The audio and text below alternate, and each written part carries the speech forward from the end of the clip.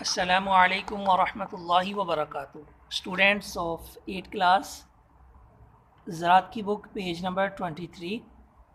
गन्ने की काश्त, उसकी फ़सल की काश्त के हवाले से हम पढ़ रहे थे। ज़मीन का इंतखाब, ज़मीन की तैयारी और शरह बीज, तरीक़ा काश्त। और आज हम पढ़ेंगे गोडी और नलाई, इसके बारे में हम पढ़ेंगे। चलें स्टार्ट करते हैं। गन्ने की फ़सल में पहली आबपाशी के बाद गोडी ज़रूर की जाती है। वतन में बोई हुई फसल का उगाव शुरू होने पर गोडी करें ताकि फूटती हुई जड़ों के आसपास जमाशुदा कार्बन डाइऑक्साइड ताज़ा हवा से बदल जाए।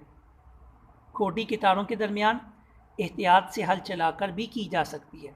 गोडी के तारों के दरमियान एहतियात से हल चलाकर।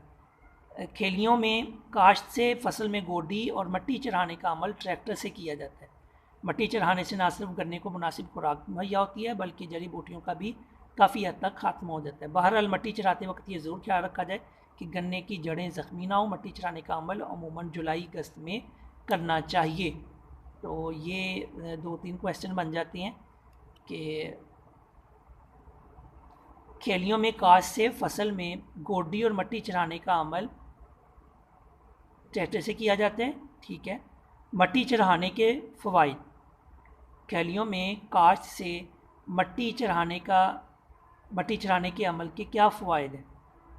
मट्टी चढ़ाने के फसल में गोडी और मट्टी चढ़ाने के अमल के क्या फ़वाइद हैं? मट्टी चढ़ाने से न सिर्फ गन्ने को मुनासिब खुराक मुहैया होती है बल्कि जड़ की बूटियों का भी काफ़ी हद तक खात्मा हो जाता है। तो ये क्वेश्चन जो है ना आप लिखेंगे और उसका आंसर लिखेंगे कि खेलियों में काश्त से मट्टी चढ़ाने के अमल से क्या फ़ायदा हासिल होता है या क्या फ़वाइद हैं उसके। तो उसका आंसर आप इधर तक लिखेंगे। आगे है मट्टी चढ़ाते वक्त किन बातों का ख्याल रखना चाहिए। तो उसका आंसर ये, मट्टी चढ़ाते वक्त ये ज़रूर ख्याल रखा जाए कि गन्ने की जड़ें ज़ख्मी ना हो। इधर तक 2 क्वेश्चन। और आगे मट्टी चढ़ाने का अमल कब करना चाहिए, स्टार्ट करना चाहिए, तो वो जुलाई अगस्त में। ये 3 क्वेश्चन बन जाते हैं। मट्टी चढ़ाने के फ़ायदे क्या हैं, गन्ने की गोडी करते हुए मट्टी चढ़ाने के क्या फ़वाइद हैं, ये इधर तक। मट्टी चढ़ाने के वक्त किस बात का ख्याल करना चाहिए, वो भी मट्टी चढ़ाने का अमल कब किया जाता है, जुलाई और अगस्त में। ये 3 क्वेश्चन आपके हो गए, ये आपने कॉपी के ऊपर लिखने हैं। आगे बढ़ते हैं। खादों का इस्तेमाल गन्ने के लिए। गन्ने की फसल को खाद की बहुत ज़रूरत होती है क्योंकि ये बहुत जल्द बढ़ती है। 8-10 गड्ढे गोबर की खाद खेत में ज़रूर डाली देनी चाहिए। गोबर की कच्ची खाद दीमक के हमले का बायस बनती है। इसके अलावा नाइट्रोजनी खादें गन्ने की फसल को बहुत फ़ायदा पहुंचाती हैं, ठीक है। तो गन्ने की फसल को खाद की बहुत ज़रूरत होती है। उसका इस्तेमाल कब करना चाहिए, कितने गड्ढे गोबर, ये वगैरह ये आपने ज़ुबानी याद करना है। बुआई के वक्त कीमियाई खाद की मिकदार 5 बोरी सुपर फास्फेट, 2 बोरी पोटाशियम सल्फेट और 1 बोरी यूरिया, या आगे ये मुख्तलिफ 4 बोरी नाइट्रोफॉस और 2 बोरी पोटाशियम सल्फेट। बुआई के बाद 2 बोरी यूरिया। मट्टी चढ़ाते वक्त बुआई के बाद दूसरी मरतबा 2 बोरी अमोनियम सल्फेट मट्टी चढ़ाते वक्त, ठीक है। तो ये मुख्तलिफ बताई हैं। पहली मरतबा मट्टी चढ़ाते वक्त और बुआई के बाद दूसरी मरतबा मट्टी चढ़ाते वक्त, ये दोनों की किस्में बता दी। तो ये आपने अच्छे से याद करना है। आबपाशी।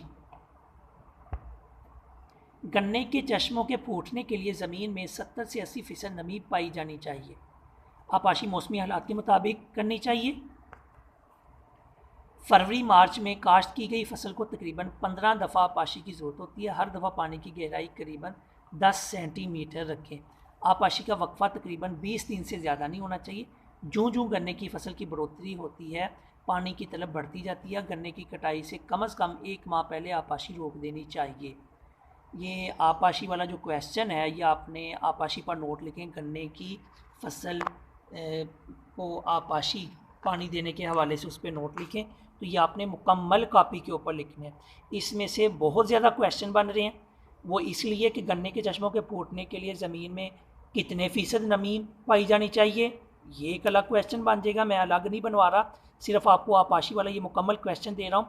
इसमें से कोई भी लाइन से क्वेश्चन आ जाए तो आपने लिखना होगा। आबपाशी मौसमी हालात के मुताबिक फरवरी मार्च में काश्त की गई फसल को तकरीबन 15 दफ़ा आबपाशी की ज़रूरत होती है। ये वाला क्वेश्चन एक बन जाएगा कि किस माह में काश्त की फसल को 15 दफ़ा पानी की ज़रूरत होती है, वो क्वेश्चन बन जाएगा। और फिर आगे ये पूछा जाए फरवरी मार्च में काश्त की फसल को कितनी दफ़ा पानी की ज़रूरत होती है, ये क्वेश्चन बन जाएगा। फिर पानी की गहराई कितने सेंटीमीटर होनी चाहिए, ये एक क्वेश्चन बन जाएगा। आपाशी का वक्फा कितने दिन से ज़्यादा नहीं होना चाहिए, ये क्वेश्चन बन जाएगा। तो ये 3-4 क्वेश्चन बनते हैं। फिर आगे जो जो गन्ने की बढ़ोतरी होती है पानी की तरफ बढ़ती जाती है गन्ने की कटाई से 1 माह पहले आपाशी रोक दें। कब आपाशी रोक देनी चाहिए पानी देना गन्ने की फसल को, ये अलग क्वेश्चन बन, ये 4 क्वेश्चन बनते हैं। आपने इसको मुकम्मल को लिखना है, अगर ऐसे नहीं है तो अलग अलग ये मैं क्वेश्चन बोल देता हूँ, आप इस तरह लिख लें कि गन्ने के चश्मों के फूटने के लिए ज़मीन में कितने फ़ीसद नमी पाई जानी चाहिए, उसका आंसर आप इधर से लेकर इतना लिखें। फिर आगे फरवरी मार्च में काश्त की फसल को कितनी दफ़ा पानी की ज़रूरत होती है, तो उसका आंसर इधर से लिखें। फरवरी मार्च में काश्त की फसल को तकरीबन 15 दफ़ा पानी की ज़रूरत होती है, ये लिखें। और हर दफ़ा पानी देते वक्त गहराई कितनी सेंटीमीटर होनी चाहिए, कितनी मीटर रखनी चाहिए, ये क्वेश्चन आप लिखें। आपाशी का वक्फा कितने दिन से ज़्यादा नहीं होना चाहिए, ये आप क्वेश्चन लिखें। उसके बाद गन्ने की कटाई से कितनी देर पहले जो है ना वो पानी देना रोक देना चाहिए, तो ये लिखे क्वेश्चन। ये 5 क्वेश्चन आपके बन जाते हैं, ठीक है। इनमें से वेरी इंपॉर्टेंट है, ये पैराग्राफ आपने अच्छे से याद करना है। आगे गन्ने की बर्दाश्त यानी उसको काटने का मरला। गन्ने की मुख्तलिफ अक़साम के पकने के औकात होते हैं। अगीती अक़साम की कटाई नवंबर के शुरू में की जाती है, जबकि दरमियानी अक़साम की बर्दाश्त यानी कटाई दिसंबर से जनवरी तक की जाती है। पछीती अक़साम की कटाई फरवरी से अप्रैल तक जारी रहती है। अगर पछीती अक़साम को पहले काट लिया जाए तो ना सिर्फ पैदावारी सलाहियत मुतासर होती है बल्कि चीनी की मिकदार भी कम हासिल होती है। तो ये वेरी इंपॉर्टेंट है, ये भी पैराग्राफ, ये आपने अच्छे से याद करना है कि गन्ने की मुख्तलिफ अक़साम कटाई कब की जाती है। तो जब पूछा जाए तो अगीती अक़साम की कटाई नवंबर में और दरमियानी अक़साम जो है ना ये आप क्वेश्चन का आंसर देंगे कि बर्दाश्त दिसंबर से जनवरी तक काटी जाती है, ठीक है। ये मुकम्मल ये आपने अच्छे से याद करना है। पैदावार कितनी हासिल होगी, 800 से 1000 मन फ़ी एकड़। गन्ने की पैदावार फसल से कितनी हासिल होगी, 800 से 1000 मन फ़ी एकड़ ये हासिल होगी अगर हम इस तरह चलेंगे। चंद फसलों के लिए पानी का गोशवारा जिक्र किया गया कि नाम फसल पैदावार ज़्यादा से ज़्यादा पैदावार उनके हवाले से पानी कब देना चाहिए, ये मुकम्मल एक लिखा हुआ ये आप अच्छी तरह पढ़ लें। पौधे की नशोनुमा के लिए ज़रूरियात। पौधे की सही नशोनुमा के लिए हवा और रोशनी नहायत अहम है। इसकी ग़िज़ाई ज़रूरियात पूरा करने के लिए ज़मीन में मुनासिब मिक़दार में नमकियात मिलाए जाते हैं। नमकियात मतलब खाद। ये नमकियात खादों की सूरत में मुहैया किए जाते हैं। पौधों को परवान चढ़ने के दौरान मुख्तलिफ़ औक़ात में पानी की भी ज़रूरत होती है जो उसे मुनासिब वक्फ़ों पर मुहैया किया जाता है। तो पौधे की नशोनुमा के लिए किस चीज़ की ज़रूरत होती है, तो वो हवा और रोशनी नहायत अहम है। इसकी ग़िज़ाई ज़रूरियात पूरा करने की ज़मीन में मुनासिब मिक़दार में नमकियात मिलाई जाती हैं। नमकियात भी हैं, ये आप इधर तक आप इसका आंसर लिखेंगे कि पौधे की नशोनुमा के लिए किन चीज़ों की ज़रूरत होती है, तो आप लिखेंगे हवा और रोशनी नहायत है। मैं इसकी ग़िज़ाई ज़रूरत पूरा करने के लिए ज़मीन में मुनासिब मिक़दार में नमकियात मिलाए जाते हैं यानी खाद। ये नमकियात खादों की सूरत में मुहैया किए जाते हैं या कि उसकी वजाहत की गई।